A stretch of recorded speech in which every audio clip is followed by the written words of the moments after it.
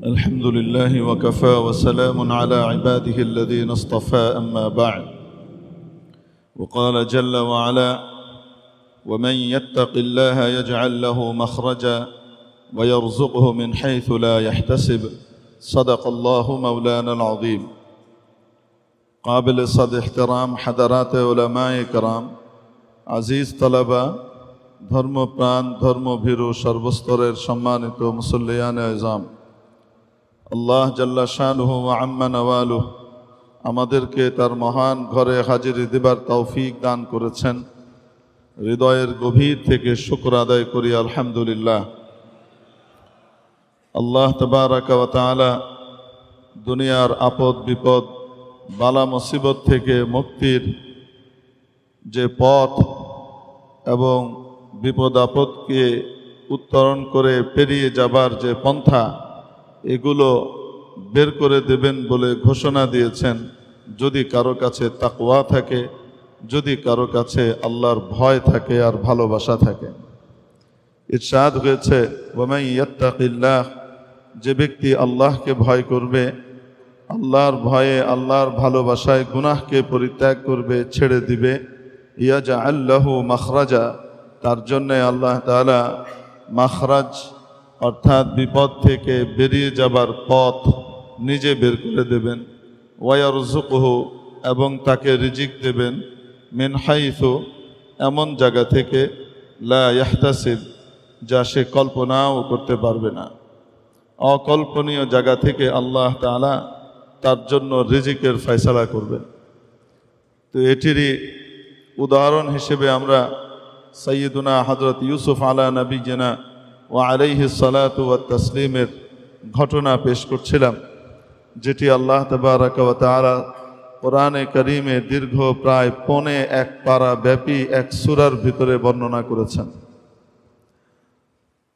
তো আপনারা জানেন জুলাইখা যখন একেবারে পাগল হয়ে গেলেন হযরত ইউসুফ আলাইহিস সালামকে গুনাহে প্রবৃত্ত করবার জন্য, এবং সমস্ত দরজাগুলো বন্ধ করলেন, তালা লাগালেন একটা একটা করে।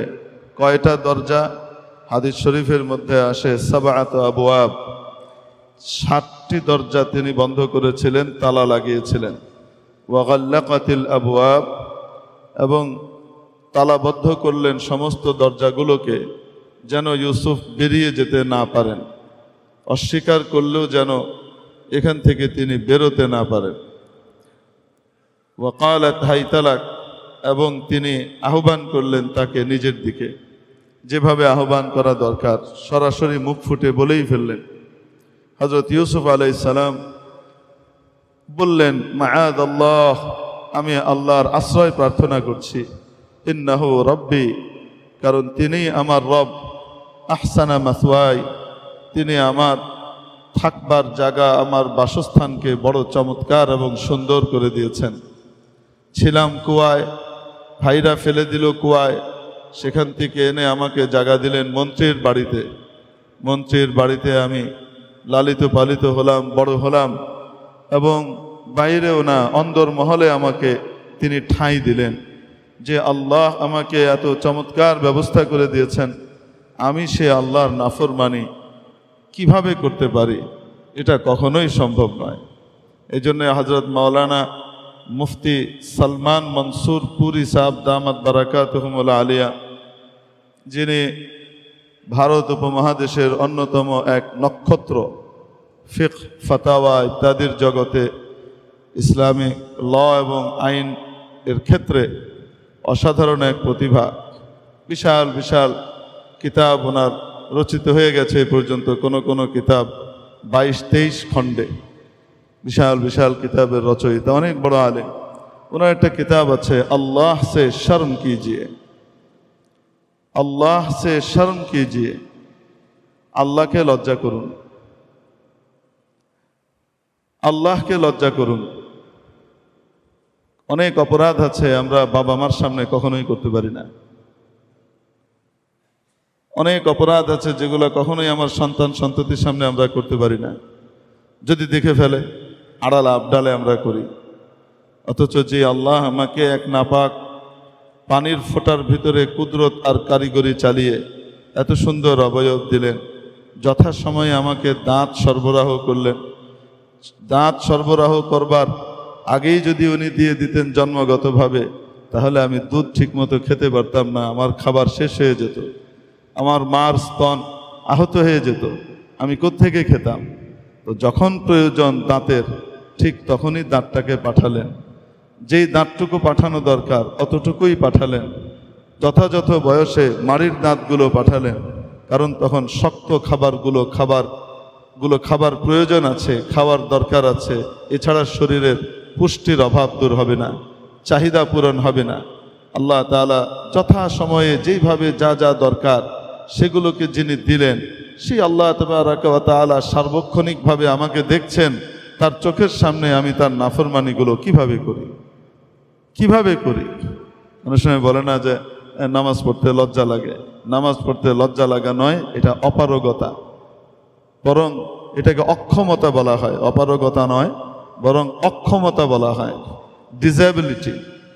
মানে তার হৃদয়টা অক্ষম হয়ে গেছে, যেটা করা দরকার সেটা করতে পারছে না। একজনের বউকে তার সামনে ধরে কেউ টেনে নিয়ে চলে যাচ্ছে, আর সে ফেলফেল করে তাকিয়ে আছে। সে যে বাধা দিবে, একজন টেনে নিয়ে যাচ্ছে, একজনকে ঠেকাইতে কি লাগে, সে ঠেকাতে পারছে না, সে ফেলফেল করে তাকিয়ে আছে। আর তার বউ বলছে যে আমাকে তুমি বাঁচাতে পারছো না, এটা কেমন কথা, তুমি আমাকে ঠেকাও। না না না, আমি মারামারি করতে পারি না, আমার লজ্জা লাগে, আমি বাধা দিতে পারি না, আমার লজ্জা লাগে। এই কথা বললে বউ যেমন বলবে বেগায়রত কোথাকার, তোর সাথে বিয়ে করে তো আমার জীবন শেষ হয়ে গেছে, তোর মতো স্বামীর চাইতে তুই বদমাইশ ভালো, তুই আমার নিজের ইজ্জতের হেফাজত করতে পারিস না। তো এটা যেমন অক্ষমতা, এই অক্ষমতার কারণে মানুষ যেমন দুনিয়া এবং আখিরাতে ধিক্কৃত হয়, ঠিক তেমনিভাবে আল্লাহর ইবাদতের জন্য যখন ডাক আসে, আর সেই ডাক পালনে আমি সাড়া দিতে যখন ব্যর্থ হই, বলি লজ্জা পাচ্ছি, তো এটা লজ্জা নয়, এটা অক্ষমতা, ব্যর্থতা। আল্লাহ তাআলা এই ব্যর্থতার কবল থেকে আমাদের সকলকে হেফাজত করুন, বলি আমিন। তো বলছিলাম, ওনার ওই কিতাবের ভিতরে, এত মোটা কিতাব, খুব চমৎকারভাবে উনি নসিহত করেছেন কোরআন এবং সুন্নাহ থেকে। বড় জবরদস্ত কিতাব, যে আল্লাহকে লজ্জা করুন। লজ্জাই যদি করতে হয় তো আল্লাহকে করুন। আল্লাহর সামনে গুনাহ কিভাবে করি, আল্লাহর সামনে অপরাধটা কিভাবে করি, যে আল্লাহ আমাকে এত সুন্দর করে বড় করলেন। তো হযরত ইউসুফ আলাইহিস সালাম আমাদের সকলের চেতনাকে, আমাদের বিবেককে জাগ্রত করে দিচ্ছেন যে শব্দ দিয়ে, ইন্নাহু রাব্বি আহসানা মাসওয়াই, আমি আল্লাহর আশ্রয় প্রার্থনা করছি, কারণ তিনিই আমার রব, আমাকে এত সুন্দর ঠিকানা উনিই করে দিয়েছেন। আরেক ব্যাখ্যা হলো ইন্নাহু রব্বি, মানে তিনি, অর্থাৎ আজিজে মিসর, যিনি এই বাড়ির মালিক, তার কথা বলছেন। তিনিই তো আমার মনিব, তিনি আমাকে কিনে এনেছেন, আমাকে অনেক চাকর বাকরের ডরমিটরিতে না রেখে অন্দরমহলে ভেতরে আমাকে জায়গা দিয়েছেন। আমি তার স্ত্রীর সাথে বিশ্বাসঘাতকতা কিভাবে করতে পারি? এটা তো কখনোই সম্ভব নয়।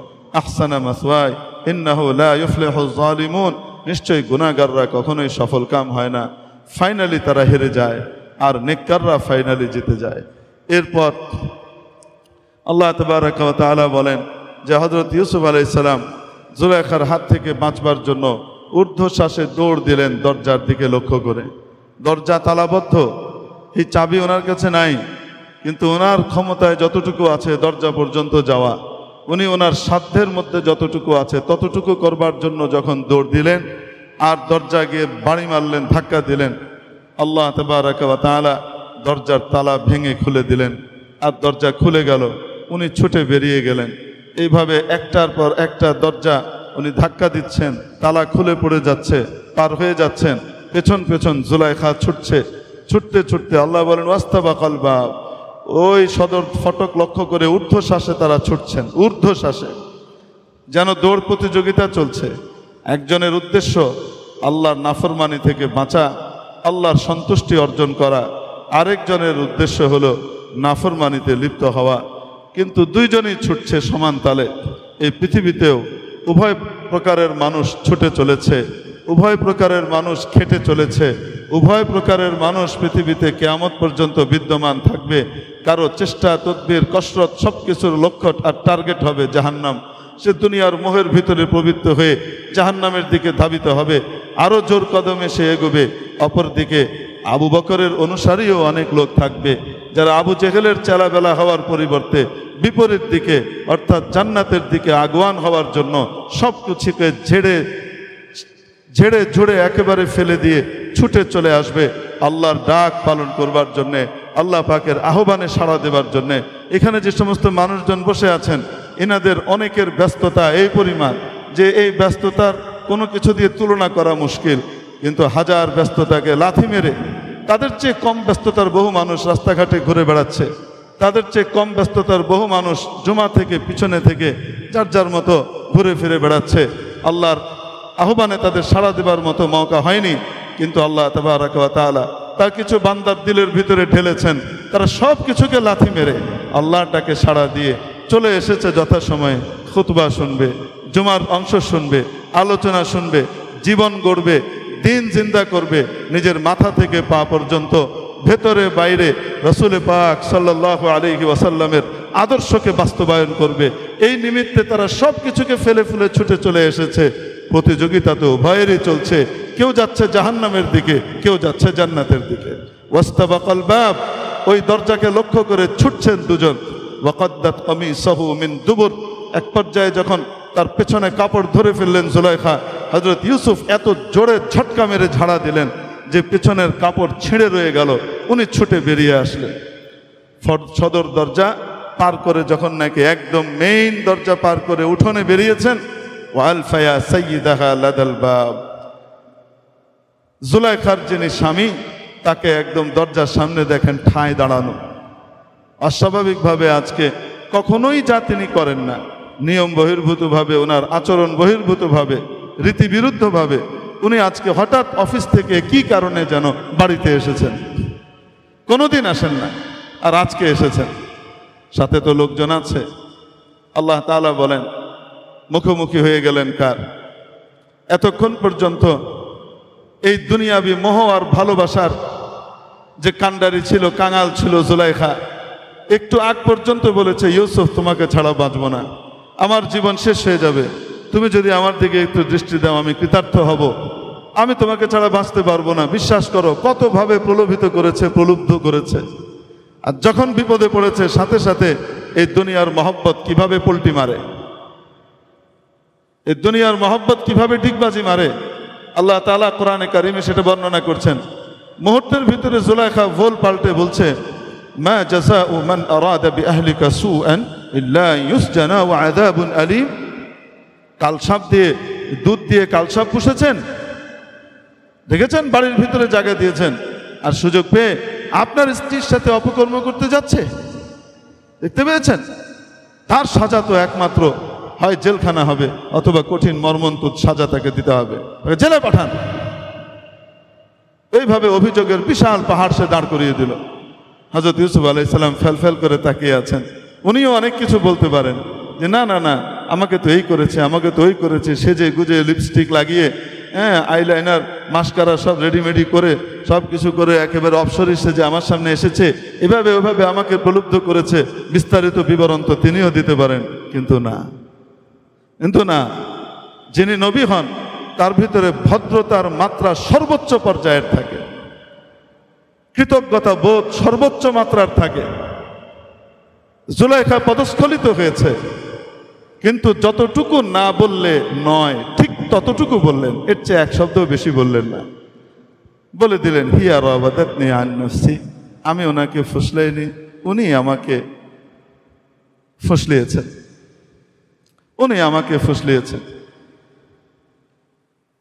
ব্যাস, ভদ্র মানুষের অল্প কথা যথেষ্ট, একটুখানি কথা। আজিজে মিসর তো যা বুঝবার তা বুঝেই ফেলেছেন। সারা পৃথিবী আর দেশ চালিয়ে দুনিয়া চালাচ্ছেন, জীবন কাটাচ্ছেন, যোগ্যতার বলেই তো উপরে উঠেছেন। একদিনে ওই তেল মেরে তার উপরে উঠে যাননি। ওই যুগে তেল মেরে ওঠার রাস্তা খুব কমই ছিল। ওই যুগ থেকে আজ থেকে যদি আপনি 50-60 বছর আগেও যান, তো তখনও এখানে অনেকে আছেন যাদের বাবা, যাদের দাদা জয়েন্ট সেক্রেটারি ছিলেন, সেক্রেটারি ছিলেন। আপনাদের এখানকার এই ইকবাল রোডের এই যে ব্লক এ আছে, এটার বরাদ্দ যখন দেয়া হয়, তো তখন এটার যে ক্রাইটেরিয়া নির্ধারণ করা হয়েছিল আইয়ুব খানের আমলে, সেটা হলো জয়েন্ট সেক্রেটারি লেভেলের নিচে কাউকে এই জায়গায় বরাদ্দ দেওয়া হবে না প্লট, অন্য জায়গায়। তো ওই সময় জয়েন্ট সেক্রেটারি হওয়ার জন্য তেল মেরে ওঠা সম্ভব ছিল না, বহুত যোগ্যতার সিঁড়ি পাড়ি দিয়ে তারপরে উঠতে হতো। তাদের বাচ্চা কাচ্চা নাতিপুতিরাই তো আছে এখানে, তো তারা তো জানে যে তেল ছাড়া ওঠার জন্য কি পরিমাণ যোগ্যতা লাগে। আজ থেকে 60-70 বছর আগেও তো এই সুযোগ ছিল না। তাহলে 1000 বছর আগে আজিজে মিসর সর্বোচ্চ পদ অলঙ্কিত করেছেন রাষ্ট্রের, বাদশার পরেই তার স্থান।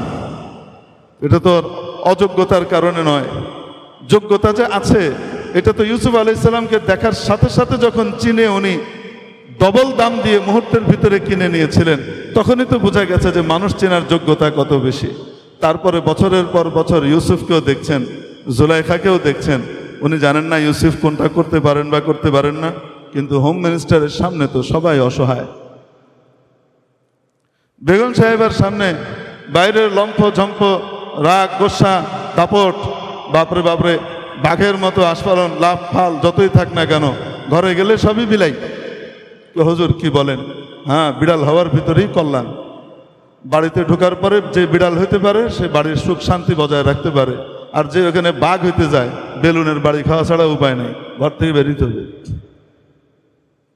আজকে আওলাদে রসুল হযরত সৈয়দ আরশাদ মাদানী সাহেব মুদ্দাজিহুল্লাহ আলী বাংলাদেশে তাশরীফ আনছেন। গোটা ভারতবর্ষ না, গোটা পৃথিবীর ভিতরে সেরা স্কলারদের মধ্যে একজন।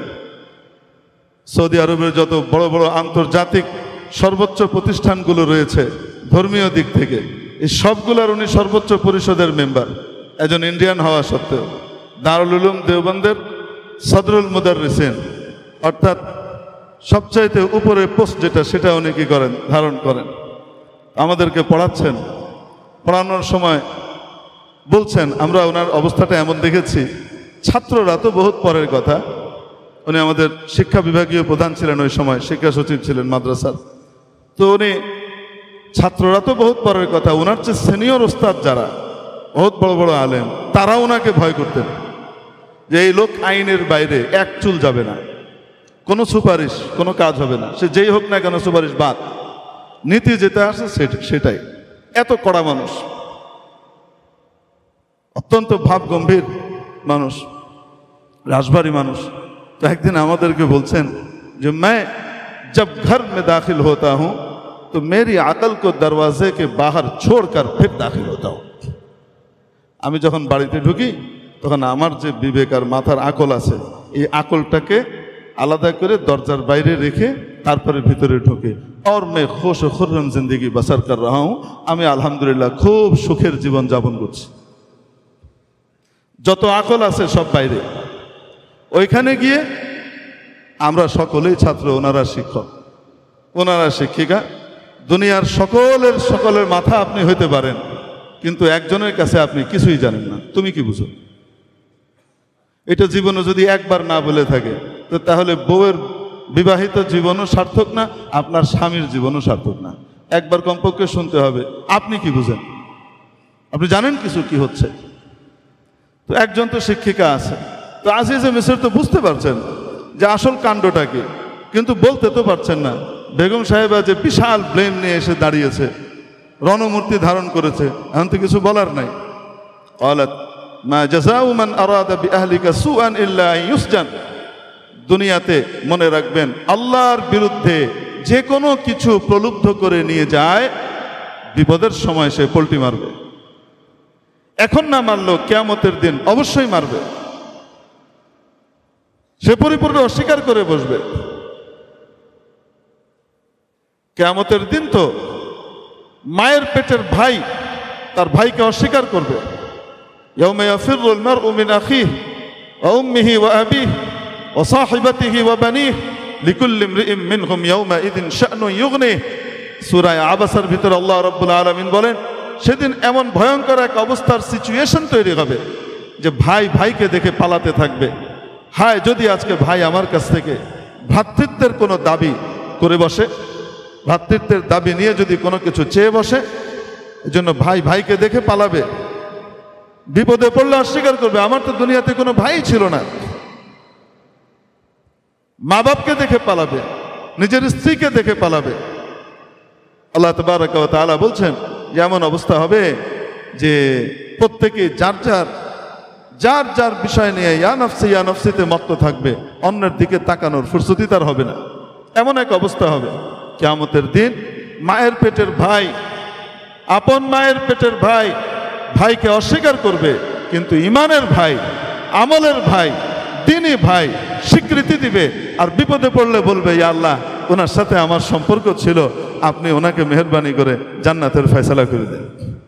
কিয়ামতের দিন দ্বীনি ভাই স্বীকৃতি দিবে, ধর্মীয় ভাই স্বীকৃতি দিবে, ইমানের ভাই স্বীকৃতি দিবে, কিন্তু মেরে মুহতারাম দোস্ত, মায়ের পেটের ভাইও অস্বীকার করতে পারে। এই জন্যে নবী পাক সাল্লাল্লাহু তাআলা আলাইহি ওয়াসাল্লাম গোটা মুসলিম বিশ্বের সমস্ত মুসলমানকে যে ভ্রাতৃত্বের বন্ধনে আবদ্ধ করেছেন, সেটা হলো ইসলামী ভ্রাতৃত্বের বন্ধন। কোরআনে কারীমে তাই বলছে, সূরাতুল হুজুরাত, ইন্নামাল মুমিনুনা ইখওয়াহ, নিশ্চয়ই সমস্ত ঈমানদাররা ভাই ভাই, সমস্ত ঈমানদাররা ভাই ভাই। চাই সেই ঈমানদার ফিলিস্তিনে থাক, চাই সেই ঈমানদার আমেরিকায় থাক, চাই সেই ঈমানদার অস্ট্রেলিয়ায় থাক, চাই সেই ঈমানদার কানাডায় থাক, চাই সেই ঈমানদার কাশ্মীরে থাক, চাই সেই ঈমানদার আফগানিস্তানে থাক, চাই সেই ঈমানদার সিরিয়াতে থাক, চাই সেই ঈমানদার বাংলাদেশে থাক, যেখানেই থাক না কেন, মুসলমান মুসলমান ভাই ভাই, ঈমানদার ঈমানদার ভাই ভাই।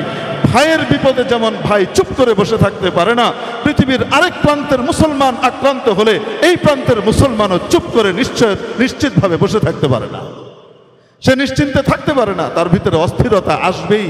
যদি না আসে তাহলে বুঝতে হবে যে আমার ইমানি বন্ধন বড় কমজোর। যদি ফিকির না আসে তাহলে বুঝতে হবে আমার ইমানি চেতনা বড় দুর্বল, আমি নিজেকে বড় ইমানদার মনে করি, আসলে আমার ইমানটা সুতোর মধ্যে ঝুলছে। এটা আসতে হবে। নবীজি বলেছেন, আল মুসলিম আখুল মুসলিম, মুসলমান মুসলমানের ভাই, মুসলমান মুসলমানের ভাই। মেরে মুহতারাম দোস্ত, এই জন্যে এই যে আমরা যে বলি আমার ভাই যদি বিপদে পড়ে, আর তাকে যে বিপদে ফেলছে, আমার ভাইকে যে নির্যাতনের শিকার করছে, তাকে কি আমি কোনো সময় এক রতি এক আনা দিয়ে সাহায্য করব? বলেন, এক আনা দিয়ে তাকে আমরা সাহায্য করব? কোনো দিনই না। সে একটুখানি শক্তিশালী হয়, আমার বাপকে মারছে, আমার মাকে মারছে, আমার বোনকে মারছে, আমার ছোট্ট কচি কচি শিশুদেরকে হত্যা করছে, যে তার সাথে কি আমার ভালোবাসার বন্ধন হবে?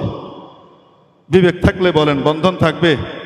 সে আমার দ্বারা ন্যূনতম সহায়তা পাক, চাই এক আনার সহায়তা পাক, ইচ্ছায় হোক অনিচ্ছায় হোক, আমি কি সেটা কোনো সময় বরদাস্ত করব না।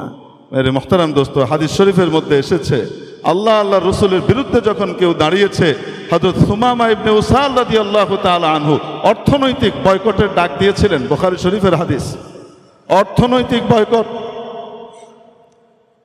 এখন থেকে উনি ঘোষণা দিয়েছিলেন, এখন থেকে আমার ইয়ামামা থেকে যে বিশাল ফসলের ভান্ডার মক্কায় যায়, আর তারা ওখান থেকে শক্তিশালী হয়ে আমার নবীর বিরুদ্ধে লড়াই করে, আমার মুসলমান ভাইয়ের বিরুদ্ধে দাঁড়ায়, এখান থেকে এক রতি একটা দানা আর ওখানে যাবে না। অর্থনৈতিক বয়কট। রাসূল সাল্লাল্লাহু আলাইহি ওয়াসাল্লাম কিন্তু বলেন নাই কেন তুমি বয়কট করছো, বরং রাসূল সাল্লাল্লাহু আলাইহি ওয়াসাল্লাম অ্যাপ্রিশিয়েট করেছে, এটা করো। আমাদের হাতে ক্ষমতা নাই, আমরা ফিলিস্তিনিদের পাশে দাঁড়িয়ে তাদের কাঁধে কাঁধ মিলিয়ে তাদের মুক্তিযুদ্ধে অংশগ্রহণ করে লড়াই করব, এই ক্ষমতাটা আমাদের কাছে ওই পরিমাণ নাই। ইমানের দুর্বলতার ব্যাপারও আছে, আন্তর্জাতিক চক্রান্তের বিষয়ও আছে, সব কিছু মিলিয়ে আমাদের ক্ষমতায় সেটা নাই। কিন্তু আমাদের ক্ষমতায় তো এটা আছে যে তাদের অর্থনৈতিক ভিতরে আমরা আঘাত করতে পারি, আমরা তাদের অর্থনৈতিক শক্তি এবং কাঠামোর মধ্যে ঘুণ ধরাতে পারি। কিভাবে পারি? তাদের যে প্রোডাক্টগুলো আছে, তাদের যে মাদার কোম্পানিগুলো আছে, যে কোম্পানিগুলোর শাখা তারা আমার দেশে বিভিন্ন দেশে তারা ছড়িয়ে ছিটিয়ে রেখে দিয়েছে, এখান থেকে আমি যদি তাদের পণ্যকে বয়কট করি, সেই পণ্য বয়কটের কারণে কিছু না হলেও সে কি করবে? ক্ষতিগ্রস্ত হবে। এবং আমি যদি তার পণ্য ভোগ করি, কিছু না কিছু হলেও সে শক্তিশালী হবে। আজকে আমি যদি ইউনিলিভারের জিনিস কিনি, আমি যদি ওদের ইহুদি প্রোডাক্ট যেগুলো আছে, যাদের মূল মালিকগুলো হলো ইহুদি, আপনি খুঁজে দেখলে অদ্ভুত, এরা এত দাজ্জাল। মূল কন্ট্রোলার যারা থাকে এরা অনেক সময় পর্দার আড়ালে থেকে যায়। আপনি শেয়ার হোল্ডারদের ভিতরে খুঁজে পাবেন না যদি নেটে সার্চ দিয়ে বের করেন, কিন্তু আরেকটু পিছনে গেলে ঘুটিয়ে দেখলে দেখবেন যে পুরোটুকু কন্ট্রোল করছে সে এবং তার। আমার এখানে পেপসি আছে, আমার এখানে কোকা কোলা আছে, আমার এখানে তাদের প্রোডাক্ট আছে, আমার এখানে ইউনিলিভার আছে। এই সবগুলো কাদের পণ্য? ইসরায়েলের পণ্য না, ইহুদিদের পণ্য। ইসরায়েলের দরকার নেই, কিসের পণ্য? ইহুদিদের পণ্য। এবং তারা এই সমস্ত কোম্পানিগুলোর লাভের একটা অংশ কোথায় দেয়? তাদের জাতিকে রক্ষা করবার জন্য। তারা মনে করে আমার জাতি রক্ষা করতে হবে, আমাকে জেরুজালেম আয়ত্তে রাখতে হবে, সেখানে তারা দেয়। আমরা না দিলে কি হবে? তারা দেয়। অতএব আমি ইউনিলিভারের পণ্য কিনা মানে ফিলিস্তিনের শিশুকে হত্যা করার দান বাক্সের ভিতরে ডোনেট করা। আমি পিজা হাটে খাই, মাশাআল্লাহু তাআলা। আমি আপনাদেরকে বলছি, আমার কাছে পিজা হাটের পিজা অত্যন্ত প্রিয় ছিল। খুব কোয়ালিটিফুল জিনিস তৈরি করে, এদের একটা বৈশিষ্ট্য আছে।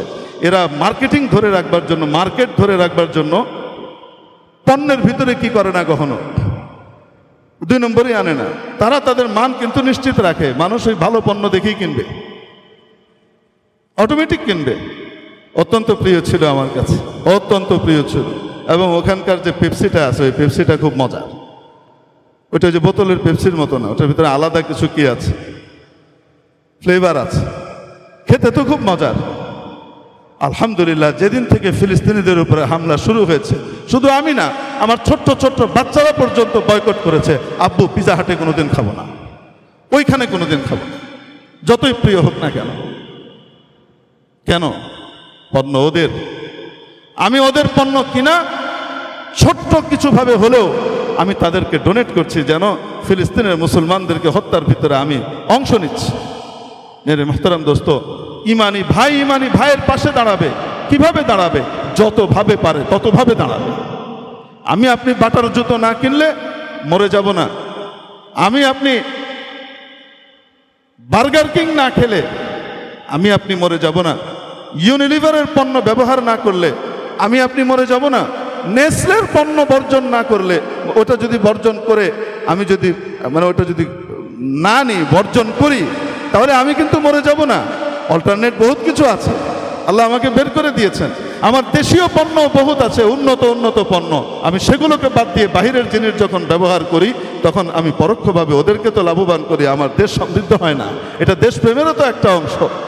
আমি নেসলের জিনিস ব্যবহার না করলে আমি মরে যাব না। কিটক্যাট না খেলে আমি মরে যাব না, কিন্তু খেলে আমার মুসলমান ভাই মরবে। এই চেতনা যখন মাথার ভিতরে থাকবে, সত্যিকারের বিবেক আর বুদ্ধি জাগা মতো থাকবে। আল্লাহ তাআলা আমাদেরকে বুঝবার, মানবার এবং সত্যিকারের শত্রু চিহ্নিত করবার তৌফিক আমাদেরকে নসিব করেন। তো বলছিলাম, আল্লাহ রাসূল সাল্লাল্লাহু আলাইহি ওয়াসাল্লাম হাদিস শরীফের ভিতরে বলেছেন, আল মুসলিমু আখুল মুসলিম। মুসলমান ভাই ভাই। কোরআনে আল্লাহ বলছেন, ইন্নামাল মুমিনুনা ইখওয়া। ইমানদাররা প্রত্যেকে একে অপরের ভাই, একে অপরের ভাই। আপনারা কিছু মনে করেন না, ওই আটলান্টিকের ওই পারের ওইটা হোক, আর ওই যে আটলান্টিকের এই পারে আরেকটা যে আছে ওইটা হোক, যেটা আমাদেরকে 200 বছর 190 বছর মোটামুটি গোলাম বানিয়ে রেখেছিল, ওইটা হোক, আর পার্শ্ববর্তীটা হোক, যেটাই হোক, কোনোটাই আমার দেশের বন্ধু না। এই সবগুলো তাদের নিজেদের স্বার্থের ভিতরে আমাদের এই দেশটাকে তাদের চারণভূমি হিসেবে কি করতে চায়, ব্যবহার করতে চায়। চাই সীমান্তের ওপারের কাছেরটা হোক, চাই ওইটা হোক, সবগুলাই সেম। আমার দেশের স্বাধীনতা, সার্বভৌমত্ব রক্ষার জন্য, আমার দেশের জাতীয় চেতনা রক্ষার জন্য একজন দেশপ্রেমিক চিন্তা করবে, আমি কোনো দেশের রাজাকার না, আমি পাকিস্তানি রাজাকারও হব না, আমি ইন্ডিয়ান রাজাকারও হব না, আমি আমেরিকার রাজাকারও হব না, আমি ইংল্যান্ডেরও রাজাকার হতে পারি না। আমি এই দেশের সত্যিকারের খাঁটি নাগরিক হব। আমি দেশকে ভালোবাসবো। আমার জন্ম এখানে, আমার মৃত্যু এখানে হবে। আমি এখানেই আমার জিন্দিগিকে লালন পালন করে আমি পার করব, আমার দেশকে আমি উন্নত করব। এই চেতনায় উজ্জীবিত না হতে পারলে মেরে মুহতারাম দোস্ত, জাতীয় স্বাধীনতা কোনোদিন আসবে না। অর্থনৈতিক এবং চিন্তা আর মানসিক স্বাধীনতা আসবে না। চিন্তা এবং বুদ্ধির দিক থেকে বুদ্ধিভিত্তিক গোলামি আর দাসত্বের ভিতরে আমরা আজীবন শৃঙ্খলিত হয়ে থাকব। আল্লাহ তাআলা আমাদেরকে বুঝবার তৌফিক দান করে। হুজুর গরম হয়ে যান কেন? গরম হওয়ার জায়গায় নরম হইতে পারি না তো। দেশকে ভালোবাসি তাই গরম হইতে হয়, ইসলামকে ভালোবাসি তাই গরম হতে হয়, সত্যিকারের বিবেককে ভালোবাসি তাই গরম হতে হয়।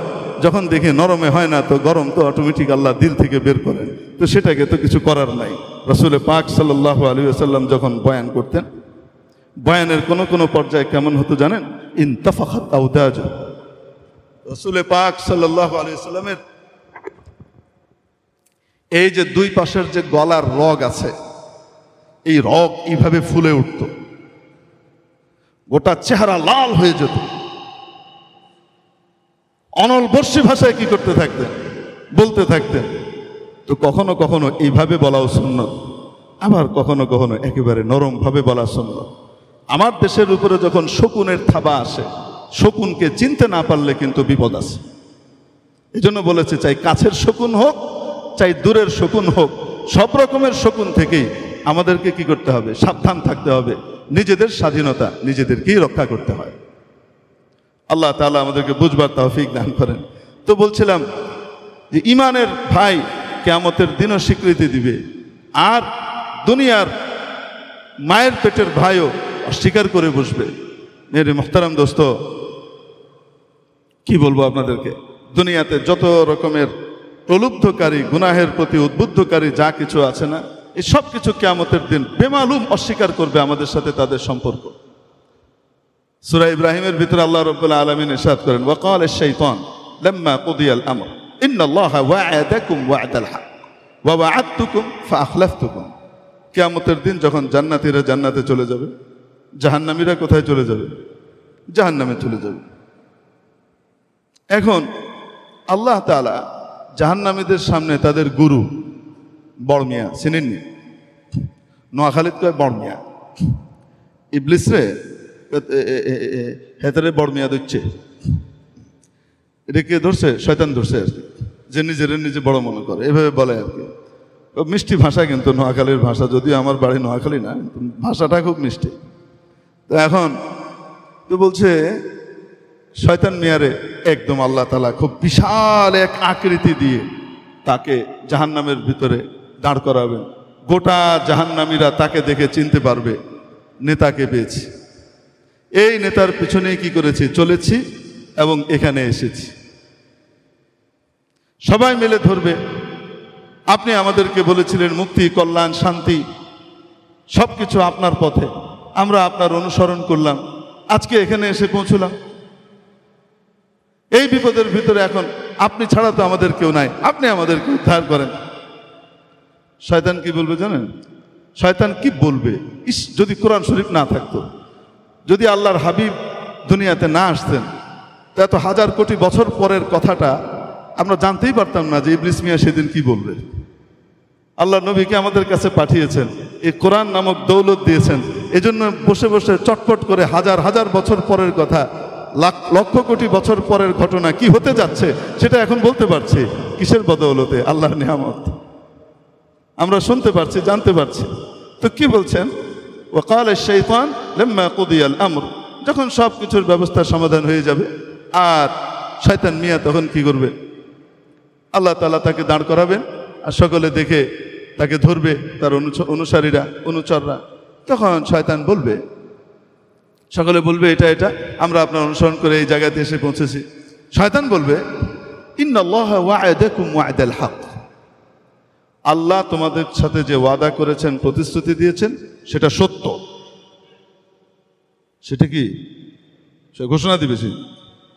ওয়া ওয়া'আদতুকুম, আমিও তোমাদেরকে প্রতিশ্রুতি দিয়েছি যে সুদী লেনদেন করলে ফুলে ফেঁপে দ্রুত ধনী হয়ে যাবা, আঙুল ফুলে কলা গাছ হয়ে যাবা, আল্লাহর নাফরমানি করলে এই হয়ে যাবা, নারীদেরকে পর্দার বাইরে নিলে, মুক্ত স্বাধীন জীবনের ভিতরে নিলে অর্থনৈতিক সমৃদ্ধি আসবে, 2 দুগুণে 4, দুইজন মিলে অর্থ উপার্জন করলে ডবল উপার্জন হবে, স্বনির্ভর হবে, এই হবে সেই হবে। এগুলো আমিও ওয়াদা করেছি, বলেছি শান্তি পাবা, সুখ পাবা। ফাআখলাফতুকুম, ওয়াদা করেছিলাম, ভঙ্গ করলাম। কত বড় ইবলিস! কি কয়? আমিও ওয়াদা করেছি, কি করলাম? ভঙ্গ করলাম। ওয়ামা কানা লি আলাইকুম মিন সুলতান। সবাই বলে, কি বলেন আপনি? এটা আপনি কি বললেন? এত বড় গাদ্দারি মার্কা কথা আপনি বলতে পারলেন? আপনার কথা শুনে আমরা এখানে আসলাম, এই জাহান্নামের বাসিন্দা হলাম, আর আপনি বলতেছেন ভঙ্গ করলাম। বাস, একটা কথাই শেষ হয়ে গেল। 25 লক্ষ শিশু হত্যা করে আমেরিকা বলে দিল, সরি, কোনো উইপেন পাওয়া যায়নি। তথ্য ভুল ছিল। এরম সরি মার্কা ইরাকে 25 লক্ষ শিশু হত্যা করে তারপর গিয়ে কি বলে, রাসায়নিক এবং এই সমস্ত মারণাস্ত্র যা আমরা বলেছিলাম তথ্য ভুল ছিল, পাওয়া যায়নি। সরি, এক সরিতে সব সমাধান হয়ে যাবে, কি বলেন আপনারা? কিয়ামতের দিন এই সমস্ত সরি বলনেওয়ালাদের কোনো বিচার হবে না মনে হয়, জাহান্নামে যাবে না, এইগুলাই ধরবে শয়তান মেয়ারে। হ্যাঁ বলেন, ও আত্মকুম, আমি তোমাদেরকে আদায় করেছি, ফাখলাফতুকুম, আপনি এত বড় গাদ্দারি করতে পারলেন, আপনি আমাদেরকে বাধ্য করলেন, আমরা আপনার কথা শুনে আসলাম। মা কানা লি আলাইকুম মিন সুলতান, তোদের উপরে আমার কোনো কর্তৃত্ব ছিল না, আমি কোনো দারোগা ছিলাম না, চৌকিদার ছিলাম না যে লাঠি দিয়ে পিটাই পিটাই গুনাহ করাইছি। আমি শুধু একটু খোঁচা দিছি, একটু আমি উদ্বুদ্ধ করছি, একটু প্রলুব্ধ করছি, তুমি তো নিজে লাফাল মেরে গুনাহ করছো। মা কানা লি আলাইকুম মিন সুলতান ইল্লা আন দাউতুকুম, আমি তোমাদেরকে আহ্বান করেছি বিভিন্নভাবে, বিভিন্ন সিস্টেমে আমি জাহান্নামের দিকে তোমাদেরকে ডেকেছি। ফাস্তাজাবতুম লি, তোমরা সাড়া দিয়েছো। কেন সাড়া দিলা? তোমাদেরকে আল্লাহ বুদ্ধি বিবেক দেন নাই? ভালো মন্দ আসল নকল পরীক্ষা করার ক্ষমতা তোমাদেরকে দেন নাই? কই, অনেকে তো পরীক্ষা করে ওই যে জান্নাতে চলে গেছে, তুমি তাদের মতো হইতে পারলা না কেন? তুমি কেন যাচাই করলা না? তুমি কেন জাহান্নামের পথকে গ্রহণ করলা? তুমি আমার কথা কেন মানলা? তুমি হাজার হাজার নবী রসুলের কথা তোমার কানে গেল না? নবী রসুলের ওয়ারিস আলেম ওলামারা তোমাকে সতর্ক করলো, তোমার কানে গেল না? তুমি হঠাৎ এখন এসে আমার একার কথায় তুমি লাফাল মারলা, এখন আবার তুমি আমাকে দায়ী করো? তোমার বিবেক কোথায় গিয়েছিল? এই রকম বুদ্ধি বিবেকের উপরে যার শয়তানের পিশাব হয়ে যায়, সে তো জাহান্নামেই আসবে, সে বিশাল ওয়াজ দিবে সেখানে। ফালা তালুমুনি, নিজের দোষে এসেছো, আমার দোষে না। আমি তোমাদেরকে পিটাই আনি নাই, আমার আহ্বানে তোমরা সাড়া দিয়েছো। ওয়ালুমু আনফুসাকুম, অতএব তোমরা এখন নিজেদেরকে তিরস্কার করো, আমাকে তিরস্কার করে লাভ নাই।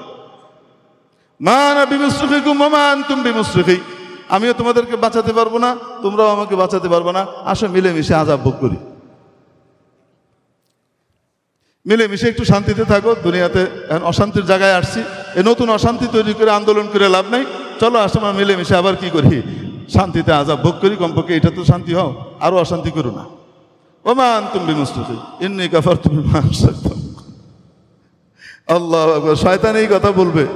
জুলাইখাও সেই কাজ করতেছে, সে এতক্ষণ পেয়ার আর মহব্বতের কারণে গলে যাচ্ছিল, এখন বিপদ দেখে স্বামীকে দেখে মুহূর্তের ভিতরে সে ভুল পাল্টিয়ে কি বলতেছে, তোমার স্ত্রীর সাথে যে নাকি এরকম অপকর্ম করতে চায় তাকে জেলখানায় না ভরলে আমি তোমার ঘর করবো না।